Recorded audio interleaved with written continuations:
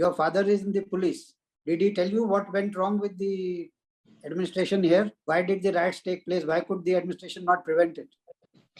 So the primary reason was that because of in general also, sir, the reason why the riots are uncontrollable or unpredictable is because they do not have a face right now. It happens all of a sudden, and there are certain rumors that spread on social media. They get amplified, and the anonymity is so high that it is very difficult for administration to control the elements that are behind it.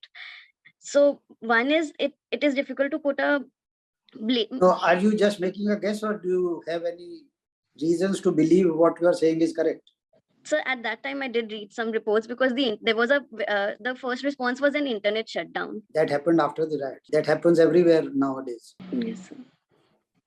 So supposing you were DCP of that area, how would you have managed this situation?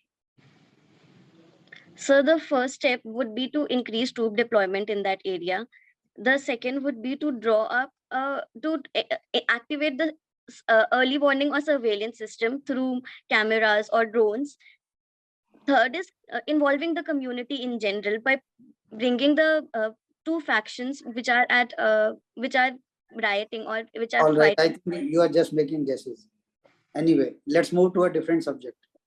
See, there has been recently a conviction in what is called criminal defamation. Yes, You sir. are a student of law. What are your views? Should defamation be a criminal offense, or should it be only a civil offense, civil matter? So there have been numerous reports that have suggested that defamation should be decriminalized.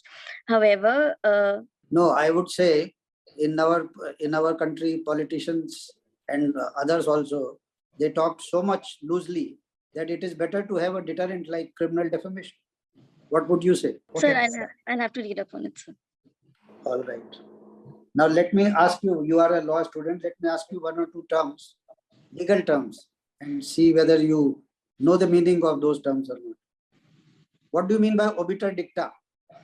So these are certain observations that Supreme Court, that generally judges place in order to support their the recent decisions. These are not binding.